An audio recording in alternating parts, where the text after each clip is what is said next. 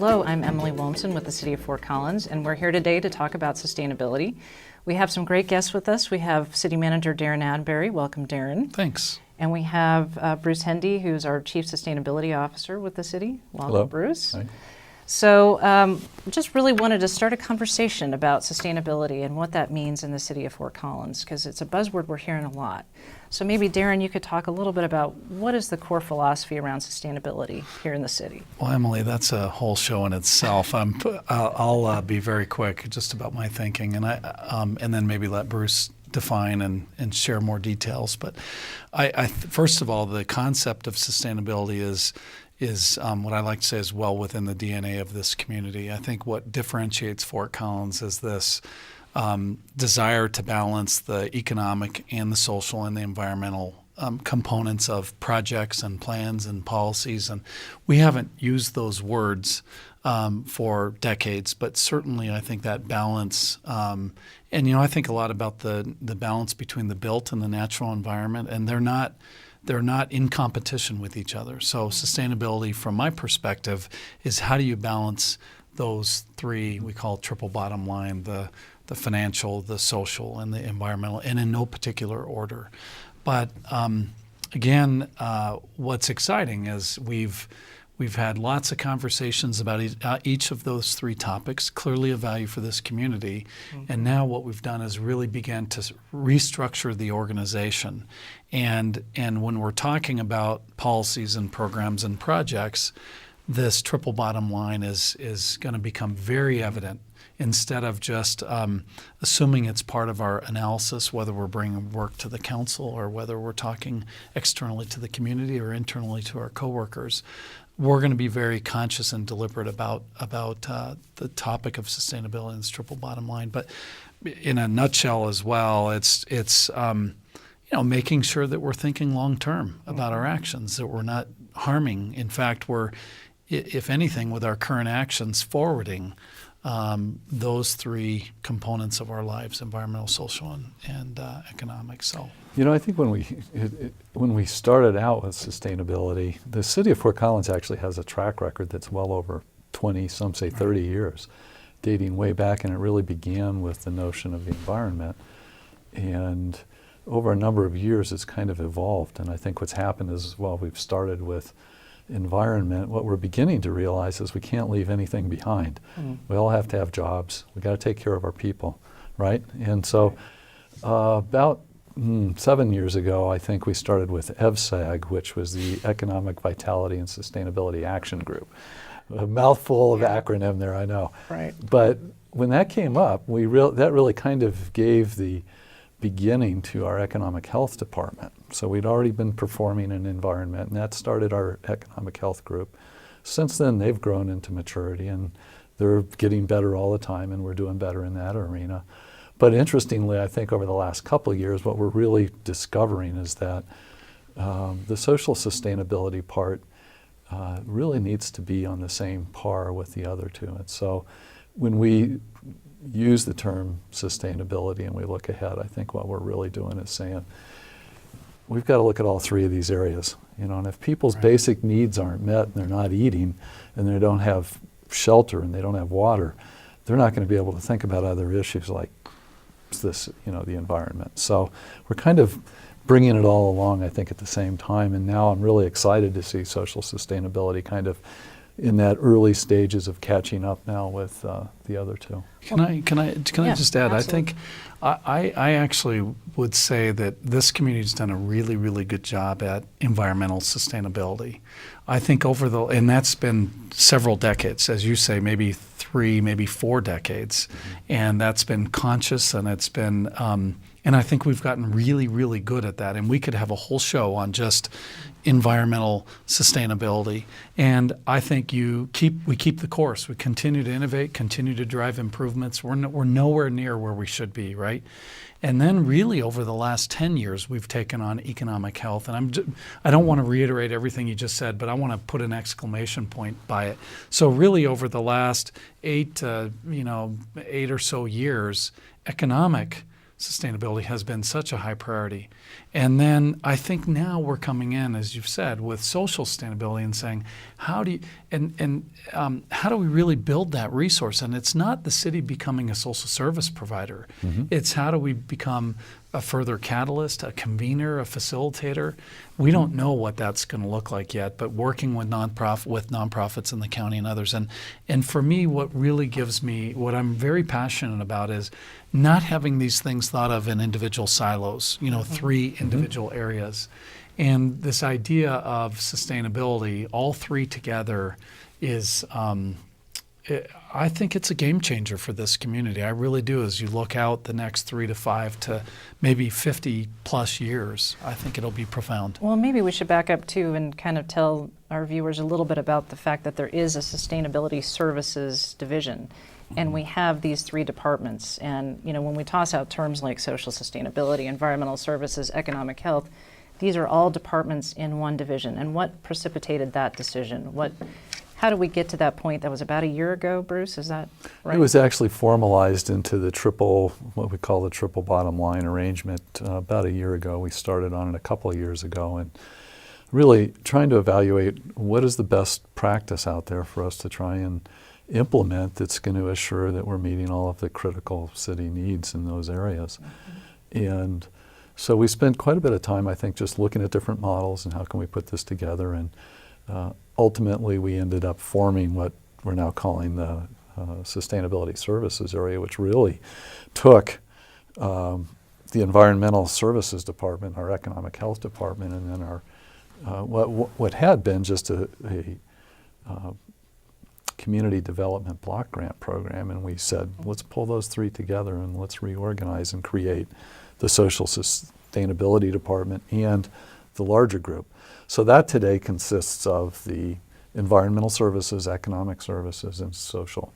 And those three together now come together to form sustainability services, which, by the way, I think is the first model in the nation that really is taking this task and really working hard to try and make that a good systems approach. Well, and we've gotten awards nationally for that effort, have we not? Yeah, we have. In fact, I would go one step further for folks who are watching who may not know all of the information. Bruce is the Chief Sustainability Officer. Bruce is at the same executive team, on the executive team, like the police chief and the fire chief and the chief financial officer and assistant and deputy city managers. Bruce is a executive team member, and why that's important, I think, is that it puts sustainability at a very high level in the organization for coordination and for advocacy and for understanding and those sorts of things. So what I really appreciate, and you're right, we can't find another community. Lots of communities have sustainability officers. Very few that I can find have direct reports to the chief executive or at that level. And second of all, we have not been able to find, which I think is, I think 10 years from now, many cities in America will have the three departments, divisions that you've talked about. We've talked about having those together, having economic development and environmental services and social. You cannot find that, and I've challenged other city managers around the country to, if you do have that model, let me know, because we want to learn from you. And we are, the Alliance for Innovation several months ago recognized the city of Fort Collins for its top-level National Innovation Award for this model. We've been asked to speak a lot about it. Bruce and I have, and others on our city staff. And again, it's such a novel concept, but when you really think through it, it's really pretty basic. That when you're evaluating a project, a program, or a policy, to give decision makers a greater context to make informed decisions on this important topic. I can't imagine not. So as we look back 5 years from now, the thought of not having sustainability services will I think, be a very, very odd thought 5 years from now. I really do. And we're already starting to apply this, what sounds like theory, in practice with the Foothills Mall. Could one of you talk a little bit about what's going on with that project and how we're kind of trying to combine the different pieces, the affordable housing, the economic health, the. Sure. Darin will probably have something to add in here. I'll kind of get us started. When Foothills Mall came in, obviously we've been trying to redevelop Foothills Mall now for the last, 10 years at Yes. least. And Through 3 ownership models. through and 3 ownerships. 5 non-start projects. So we worked on it for a long time. Yeah, so it's been, it's been a big issue for us. And yet, I think when you really look at its potential impact on the community, it's huge in many, many ways. It's huge from the standpoint of what is it doing to our environment in terms of increasing traffic, building construction, and those kinds of issues. It's also what is it providing in the way of employment opportunities? Are we meeting the needs of a community in the ways of meeting some social aspects? And of course, economically, that's the easy one to pick. But as we've looked at it, and we've looked at the economy side of it, it's clearly very strong potential. Redevelops an old asset. But I think a couple of other things. Number one, it represents infill and redevelopment. That in itself is a sustainable model. Rather than building a new mall on the outside of the city, it says, nope, we're committing here. We're going to build on the core of the city. Right. We're going to redevelop this area. So that in itself is big. We don't expand infrastructure. We don't do police services out to the edge. We don't do fire out there. We're able to kind of manage our infrastructure in a way that doesn't extend our commitments. And then it does provide employment opportunities. And I think one of the things that we've looked at is the development of redevelopment of the youth activity center that would become a part of the mall. And so I think as I look forward to that, one of the questions that council has had of us in particular is how does this balance?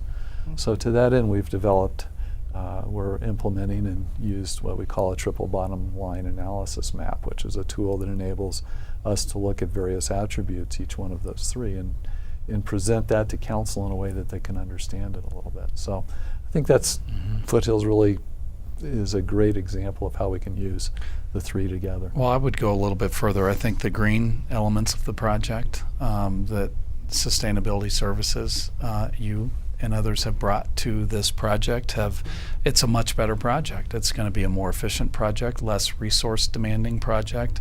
And I like that you mentioned infill and redevelopment rather than an outwardly growing, sprawling kind of way towards the edge of our boundaries. It's committing to infill redevelopment, reusing at a much higher level the current site.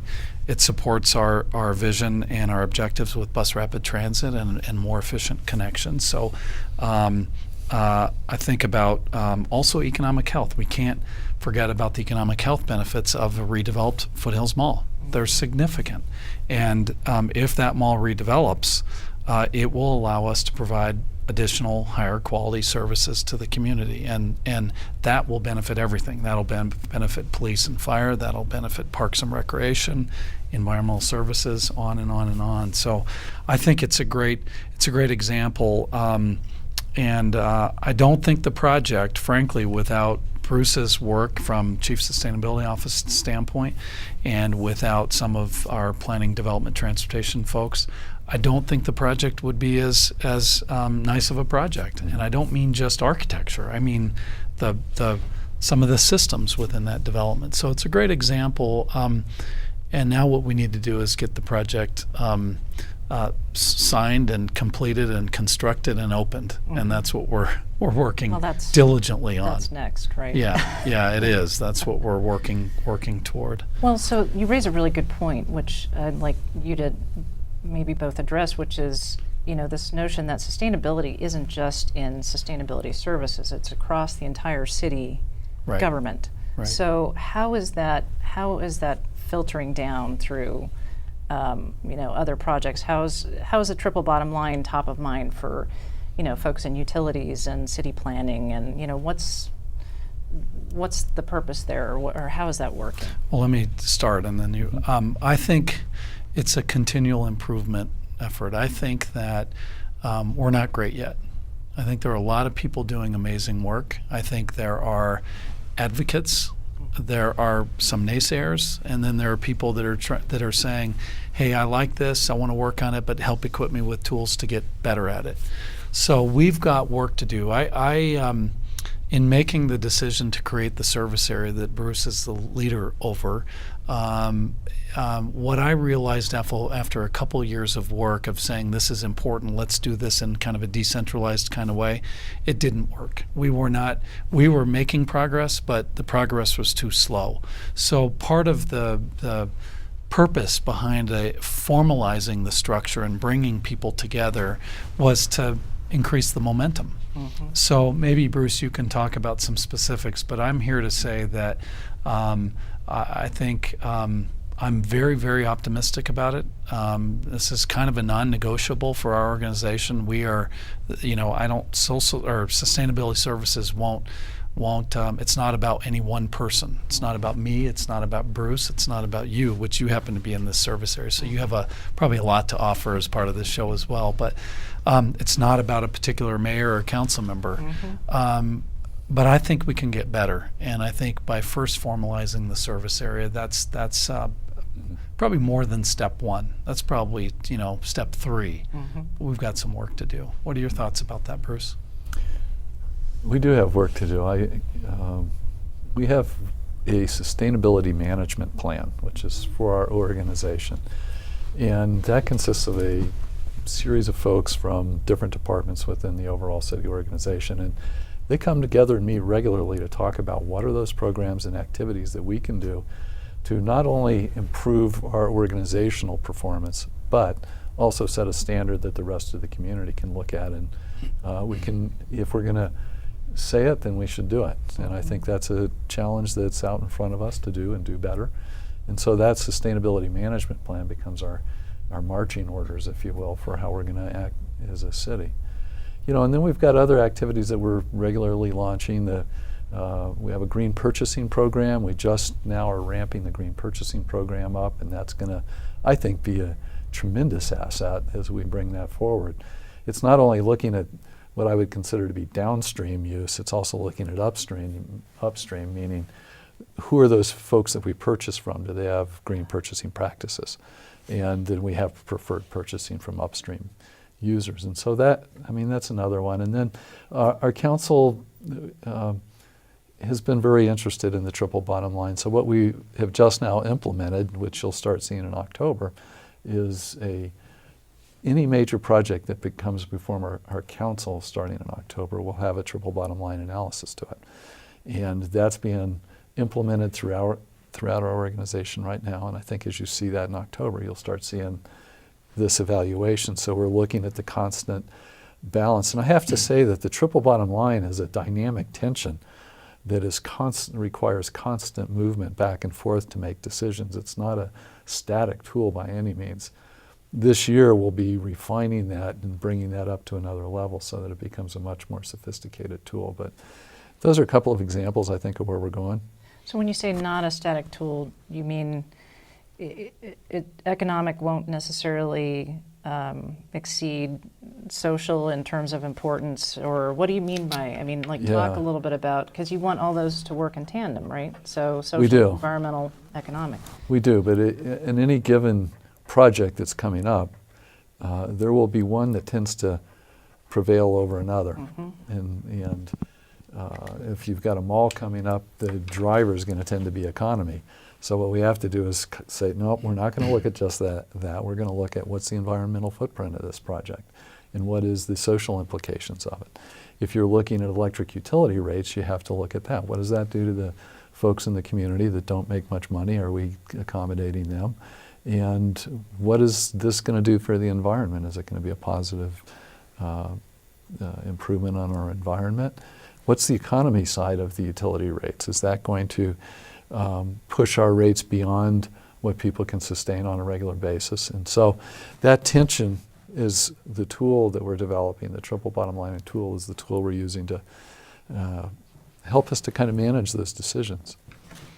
How do we get residents involved in this aspect of sustainability at the city? I can see somebody understanding, how to recycle or, the importance of conservation when it comes to water in the summer months, but how do you get residents involved in other aspects of this big picture? Well, it gives me a great opportunity to celebrate our new launch, which is going to be a environmental web portal, which will begin to give people opportunities to get involved. But and by the way, that will be fcgov/enviro. Yep. But additionally, the city has many, many programs that people can get involved with that will help give them ways to participate. It can be as simple as, and it doesn't have to be through the city organization. It can be through outside groups. For example, from a social standpoint, volunteer more at Habitat for Humanity, or get involved with United Way, help at your church. And those are things that we can kind of help to promote. But within our organization, we have things like Healthy Sustainable Homes program. We've got a home energy audit that you can do. And all of these programs are designed to be helpful and voluntary so that people can participate in them and not feel like there's a financial obligation that's going to be burdensome. So I think there's many ones. If you go to fcgov.com, you go to either our utilities website or our environmental portal, you'll find a lot of opportunities. You know what I also want to say, the way maybe I underemphasized this, not intentionally, but as I said earlier, sustainability reflects the values of this community. You can be in different communities and really get a sense real quickly for what the values are. My next door neighbor may not talk about sustainability, but he certainly expects that the city is really balancing these three legs. And if we get one leg wrong, it's very obvious to him. And I use my next door neighbor, poor guy, in examples on these shows because, he really represents the average person. And they may not think about sustainability or a triple bottom line, but to fully consider the elements that we've been talking about, I think, are very important. So I think that that's the highest level where citizens can influence their local government. They've done that through electing elected officials who value this, who have said to me and others, and my Bruce and our colleagues, to then go from this value to operationalizing it. And so I think that and I could give example after example of how we're doing that in each of the three areas. But I just think it's very important that citizens understand, as they've spoken and as they've emphasized things, council members, their elected representatives have said we want to make some of these changes, and then it's been my job and Bruce's and others to help operationalize that with our 2,400 colleagues. So it works. It's and there's interest from the organization coming up as well. So we hire people, and we have our coworkers value this. That's why there's such a great fit on this City of Fort Collins team. So if we're hiring and retaining people with that value system, and our community is driving it from the top through our elected officials, and it makes for a great fit. And that's why I think that that's very unique about Fort Collins. So what I'm excited about, and not only are we operationalizing the vision and the desires of this community, but we also can have, I think, a significant impact on other medium-sized cities across the country, and as Bruce has said, maybe even further reach. There's not some strange, odd environmental or social or economic agenda. It's just making sure that we're operationalizing this idea of being great stewards. And there are other cities and counties around the country that are looking to other models. And I think we're playing a significant role, which, of course, gives us all goosebumps. We love that about being in this town, right? Because we get to have an influence beyond our boundaries. That's secondary. We've got to watch out for our community, but to have an influence on and lead and help with other cities. That's a very good thing. Great. Well, it looks like we're coming to the end of our time together. Do both of you have a few closing comments you'd like to make? I have.